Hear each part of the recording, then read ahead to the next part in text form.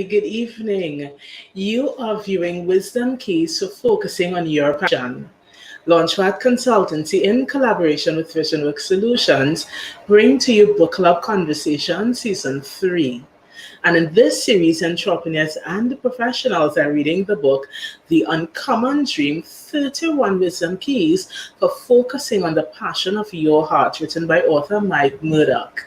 I am your host, Alina Lewis, and today's discussion is centered around chapter 24, entitled The Uncommon Dream is Simply Your Harvest from Uncommon Seeds.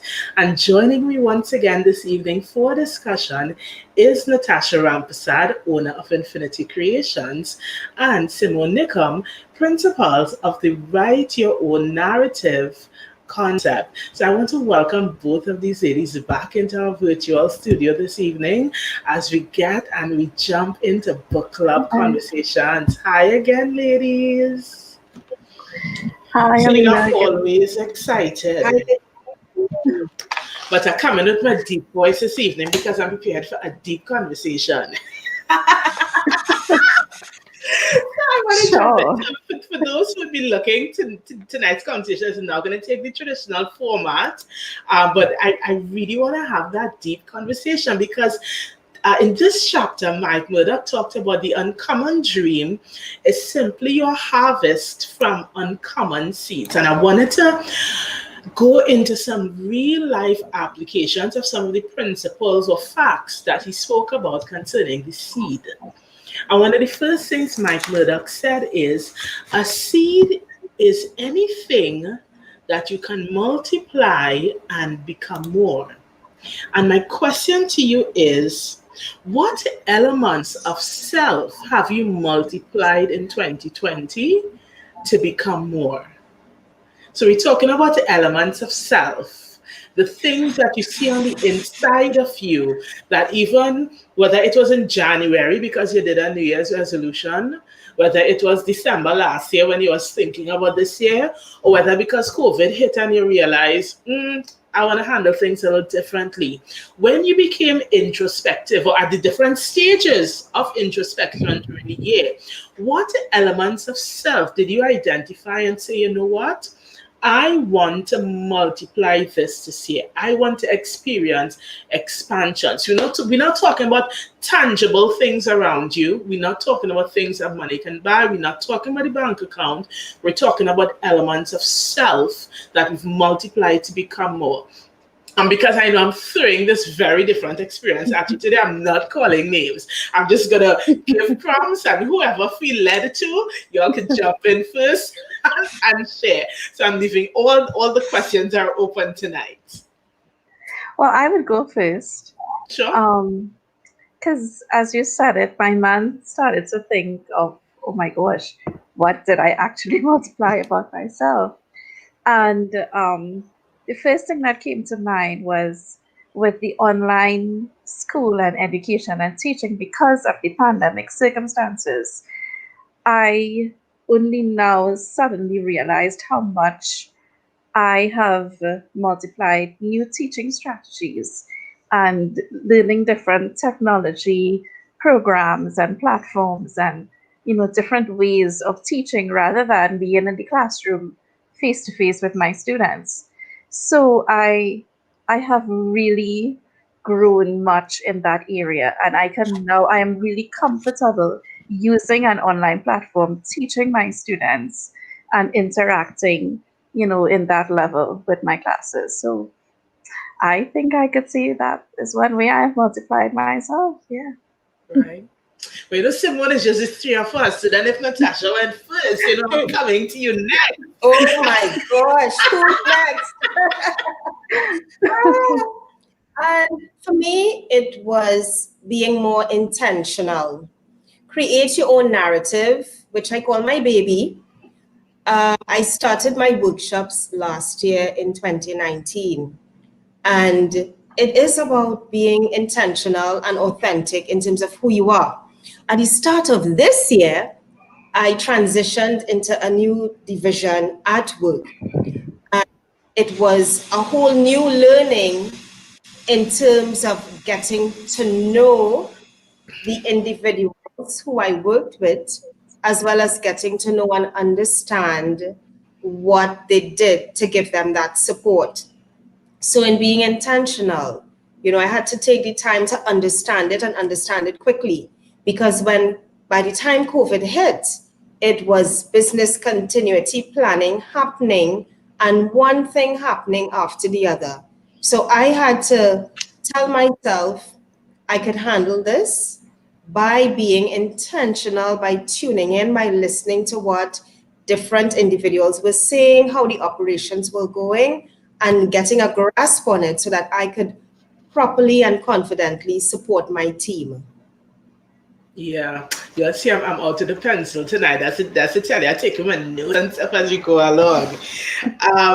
This is awesome. I want to, for me, to share that for me, the thing that I believe I would have multiplied is capacity. I always have a thing. I always talk about capacity, and even when I work with business owners, I talk to them about capacity.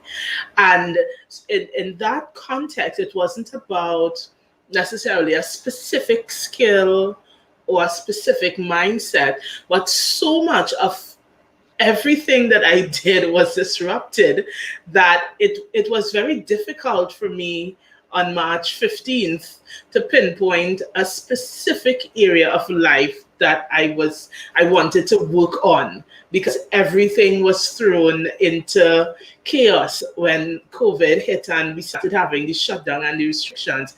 And what I realized in that moment is, in looking at me, I now have to look at my capacity to reproduce. I was reproducing under very different circumstances, but regardless of the circumstance, I needed capacity. And when I say needed, not needed as in I didn't have it and I needed to get it, but I needed an awareness of it. And I went into this, okay, God, what is on the inside of me? I need to dig in this bag. Sometimes I call it my bag. I need to go into my bag or my toolbox, because I need to figure out what is on the inside of me, so that if I understand what is in me, I can now take it and use it and apply it maybe to a different circumstance, a different platform, a different way. I need to find it. It's already in me. Clear. Okay. For me, I believe that everything we will ever need is already on the inside of us. I believe we're born with capacities and seeds and abilities. And I believe that we're born with it in seed form, and the circumstances of life cause it to be shaped and causes it to grow. So when I have to step into a new level or a different platform, I'm not looking on the outside, I'm looking on the inside. So then, like, for me, the thing that I wanted to multiply was my capacity, because I suddenly understood with the pandemic, the old approaches, structures, and systems would no longer support any of what I did. None of it. And I had to look to me. And so saying that, my question is, given the pandemic, and good night to those who are viewing live, given the pandemic, what did you have to look on the inside to find? Or were you unaffected by the pandemic, so you didn't necessarily feel like, oh my God, I have to go searching on the inside to see what's there to be able to respond to the external challenges that were happening? It could be either or. There's no good, bad, right, or wrong, because everybody experienced the pandemic differently. How was it for you? Well, for me, as I just mentioned, with the online teaching with schools, I immediately had to learn all these new strategies. And so that was one thing I had to immediately respond and actively pursue at. But in terms of personally, and with the dream and the vision of Infinity Creations TT, I also realized that I now have all of this time, well, quote unquote time on my hands, because I'm no longer physically working in school, I'm at home. So I have all this extra time available. And my question was, how can I maximize this time? What can I do that I could not have done before to help me accomplish my goals in terms of a certain number of paintings, do some more social media work, that sort of thing. So I started to work more in that area Yeah. and give my dream and business some more attention that I could not have done before. Yeah. So those are two major areas that I had to adjust personally. Yeah, Simon, what about you? For me, I have a full-time corporate job, and I would sometimes work from home once or twice for the week because everything more or less was set up for that. But by nature, I'm a people person. So I enjoy collaboration and that human touch and effect. So I had to make the switch to online in terms of having meetings and different things so that um, it didn't come like regular routine, right? So sometimes also I would make sure I would put on something a little dressy rather than home stuff so that I get my mind and everything in zone and in gear in terms of what to do. And also being from home, you'd find yourself sitting for a longer period of time doing work for longer hours. And that really wasn't working out too well in the long run. So I realized I needed to take breaks in between. So I'll stop, I'll go outside, I'll just walk around the house to get sunshine or to just think through, okay, what is next? So that was one way I was able to adapt to the change. Yeah, I want to go deeper on that. Uh, we've identified seeds that we were looking to multiply because we were looking on the inside to bring that change. As you reflect on that process or that experience, what do you now understand about your belief system? Because once you start digging on the inside, you get to learn what you believe about yourself, what you believe about your abilities, your capacities, others, your relationships. It becomes very apparent because what you see on the inside and how you choose to use or not use it tells you what you believe. What have you discovered that you believe about yourself when you look at the seeds that you are looking to develop and multiply? So a significant thing for me is respect for people. Mm. And I guess with the pandemic, there was some changes in terms of at the organization where the intensity of what we were doing would have affected how individuals communicated. And it did take some doing on the inside for me to tell myself, you know what, my same values I hold are true. And I tried different ways to understand why someone may have a particular response. So I needed to exercise much more emotional intelligence and patience and prayer to make it work, to make it happen. I even looked at seeing, is my communication style working here?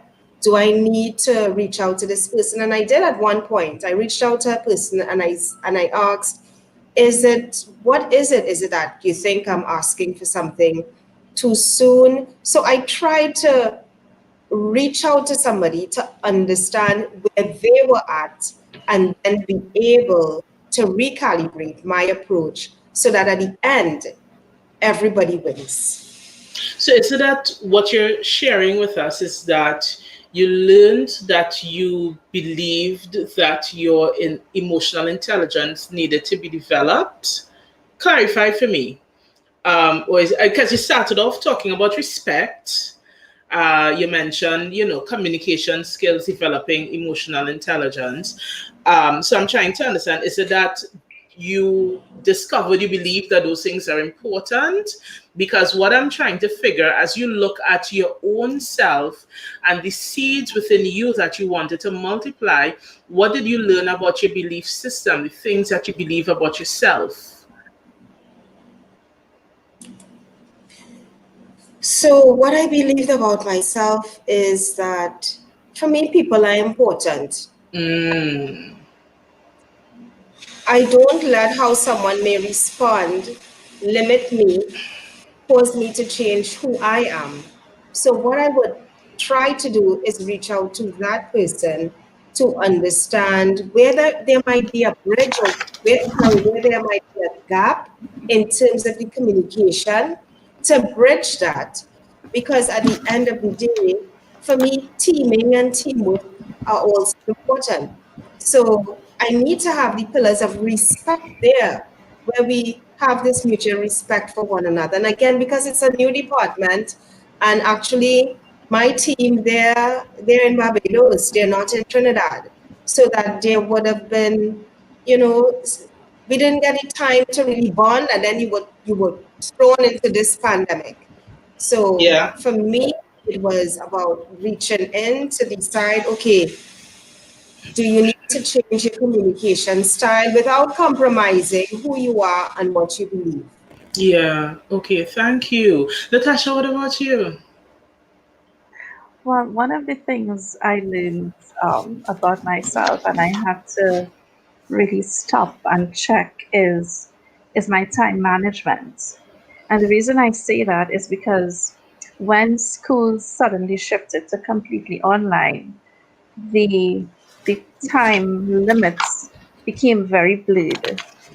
And whereas when it was just, go to school and come back home, there were certain times I cut off from work and I focus on home and my personal life. But when it was online, that just totally disappeared. So I found myself literally working until 11, 12, sometimes 1 for many weeks, trying to learn different things, put stuff together, contact parents, making sure everybody, all the students on the same page who had issues, a whole set of different sorts of kind of challenges and problems. And because I was at home, I gave that the priorities, and I realized after a couple weeks, which was really not such a good thing, that okay, I need to literally turn off my phone, turn off the computer, just cut off at a certain time and focus on my family and my personal life. So I had to remember that, even though I'm at home, personal time management is really important. And I cannot, because I am at home, I cannot take for granted, the things that are important to me personally, which is my family and Yeah. my own, goals and ideas. Yeah. Yes, definitely. Mike Murdoch, as he continued on in the chapter, he said that everything you possess can be planted back into the world as a seed. I'm curious to find out, what did you plant as a seed this year in any capacity, any context? What did you plant as a seed in 2020? I think one of the things I could say that I planted as a seed, especially into my students, and part of the reason is because there was so much increased communication with them, because I'm constantly with them on WhatsApp or on the online platforms.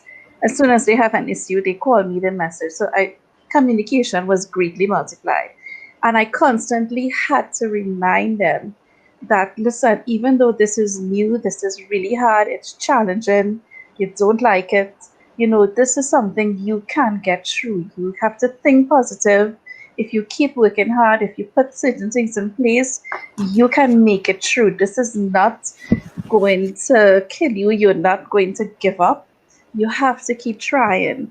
So, constantly reminding my children and creating that kind of positive mindset about themselves and facing this new challenge of online education, which is really difficult for most of them. That I think is something that I planted as a seed. And I Yeah. clearly remember telling them something. I said, listen, life is always full of challenges, but you must have the mindset that I can overcome any challenge. That is the mindset you need to always have, because they just wanted to give up. And telling them that all the time, I think it really shifted a lot of them in the way that they approach the online education this Yeah. year. Yeah. Simone, what about you? I would say encouragement and support. My daughter did SCA this year, so you could imagine the disruption for her. One day they were called to go half day and they never returned until when was it, in July? So to keep her focused, I had to continuously encourage her and give her the support that she needed. They still had past papers to do, and you didn't want them to feel like there's no end to this that is happening to them. So it was really about giving that encouragement and support. Um, what I also did, I went online and on my Facebook page, I had some posts called There's Life After SE, because sometimes we get so consumed and we want the children to do X and Y and Z, and we don't realize this is just one milestone on the way to their journey. So I wanted to put out there that we need to encourage our children and not see SCA as just one day that will determine who they are and what they do. So it was really speaking to our understanding of giving our children support and valuing them. Yeah.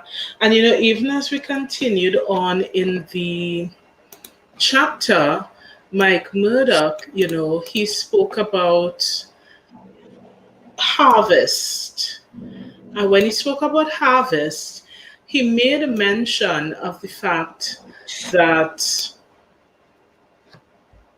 any seed of nothing will create a season of nothing. So, my question is, have you ever been in a position where you sowed seeds of nothing? And or how do you avoid sowing seeds of nothing? Because none of us want a harvest of nothing, but the fact that he's writing about it means that it happens. What are your thoughts on this? I think that in everything we do, we are sowing something. So it's a matter of how intentional we are. In terms of your goals, so for me, create your own narrative was my new workshop that I was ready and raring to go. I thought about doing it one per quarter in 2020, but then with the social distancing and the lockdown, that couldn't happen. And I was coming to the end of the year, and I had to tell myself, if you don't do this, then you can't say that you did anything in 2020. How can you shift? Can you do it online? Can you do it virtual? And in starting to think about it and think that way, I began to see there are opportunities. I can do this. I began to see the advantages to it, and then I started to put it together. If I didn't do that, most assuredly, it would have been a season of nothing planted towards that to share with others. Yeah, So I Natasha. think Yeah. it's about staying intentional.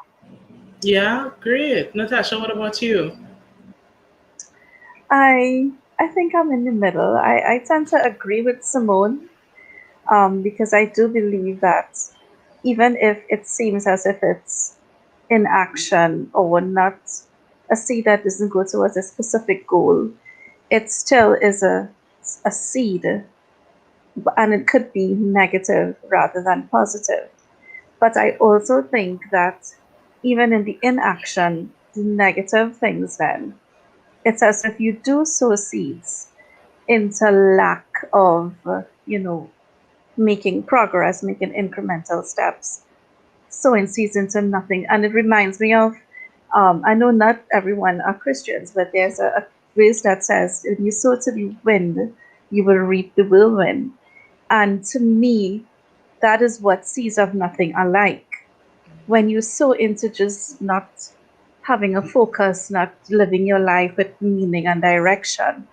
It's as if you sow to the whirlwind, because the time will come when you realize at a certain stage, I would have liked to have all this or to be here or to accomplish these things. But because when the opportunities came, I didn't do anything. Now it's a bit more challenging than it would have been, which in a sense is like the whirlwind. Yeah, Yeah. and even So as you talk about that and really fulfilling, it reminds me of VisionWorks that we're partnered with for producing the book club conversations, because of course Roll Rollux, through his works at VisionWorks Solutions, work with professionals, work with corporations to be able to help persons identify and walk and live in their place of impact, and having platforms that's able to create great impact. So even those who will watch this video, even in future, and I want to remind you that if you feel like you're in that place of wanting to make impact, definitely visit visionworks.solutions to find out more about the work of Raul and his team at VisionWorks, and how you could connect with them to be able to get that sense of direction and support, so you can maximize your social enterprise, social work, community work, all that. Definitely connect with VisionWorks. And my last question to you ladies is this: I want to know, what does your seed, the seed that we've been talking about all evening, that you've been thinking about and working towards multiplying, when you look at the efforts that you've put into it, what does it tell you about your faith? And I don't necessarily mean faith in God specifically, I just mean faith. What does it tell you about what you believe, how you believe? What does it tell you about your faith when you look at your effort that you've put in 2020? personally, I think for myself, there is room for growth in terms of my faith towards my dream, because I could honestly see that I could have done more. Mm-hmm. And coming through a time where I realized where I did not do as much as I should have, I know and I realize that my faith in my dream needs to grow. And I really have to say at this time that this book really has opened my eyes to so many things, wisdom keys, and all these power quotes. And I keep saying it, there's a wealth of wisdom in this book Yeah. that I really can take and use. And it's a really good fertile ground for me to draw from to grow that faith, in addition to several other things. But this book itself is really, really fascinating. So for me, there is room for growth in my faith and my dream, but I am not going to give up. I will keep And I pushing. love that you said that, because the awareness and the willingness to give voice to that makes a difference in you now being able to be even more intentional about walking in it. So I love that you have the courage to say it to yourself, that fellas, to say it to someone else. That's really awesome. Simone, what about you? My faith was the platform that I started Create Your Own Narrative on, because for quite some time, I would be a person who liked to talk and ask questions. And there was a point in time in my life where I would hear people say, "Why do you like to ask so much questions? Why do you want to talk so much?" So I would go into a meeting or a place with individuals premeditating, "Remember, don't say anything." And it began to stifle me. So what I've done is understand that I need to recalibrate how I do things, and understand that my gift and my seed is not for everybody. So my faith tells me continue to grow and develop, and listening and see opportunities where my seed needs to be planted into someone else. Because like Mike Murdoch is saying, these seeds, they're not essentially for us. We're not going to eat these seeds. And I think about a mango tree. When you plant the seed, you get so many mangoes, one person alone can't eat it. So with my faith, I have seen where there are opportunities in how I relate to people who I may know or not know to help them to develop their own boldness and being authentic and being intentional to create their own narrative. Got it. So staying with you, Simone, um, let's speak the things that we're looking forward to manifesting. Please share with us what persons can expect from the Create Your Own Narrative come 2021. Simone, you're muted. I'm sorry. Could you unmute I'm so yourself? sorry. Yes, thanks. Yeah. We often hear that we've been given a blank slate in life, but it's actually not true. If we think of a coloring book, we see pictures with an outline in black. But what we are actually crayons to color in what we want that picture to say, to be to the world. But not just an ordinary color crayon, not just a regular blue.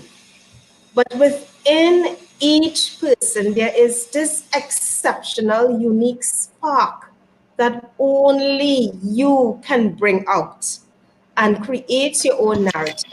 Our workshop is designed to help individuals understand that that picture that is in black and white that you're seeing, it is something that you can impact no matter what the picture is. Because what you have within you, those seeds that are already in you, they're able to change that whole picture that the world is going to see when you go ahead and be that sparkly crayon that you were created to be.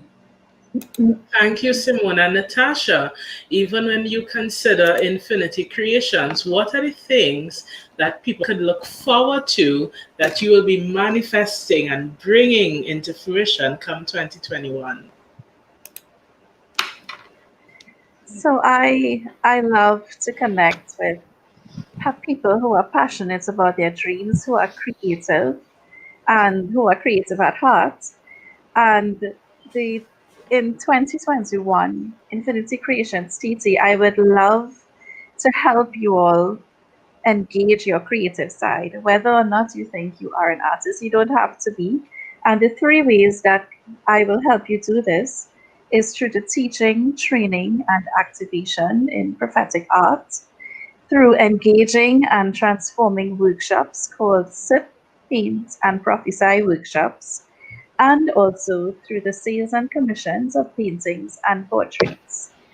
And if you need to contact me, you can email at infinitycreationstt@outlook.com, or you can also find me on Instagram and Facebook at Infinity Creations TT. Or you can also, if you would like to call or message, you can use the number on the screen and you will speak to me directly. So I am looking forward to engaging and activating and stirring up a lot of creativity in 2021 with everyone of you. Thanks for sharing that, Natasha. So, ladies and gentlemen, those viewing live after the fact, thank you. We're glad. I hope that this was as stirring for you as it was for me, and I'm sure the other ladies on the panel this evening. We continue on with Book Club Conversations tomorrow, please God, and every evening until December 20th. So until next time, have a great one and keep on reading.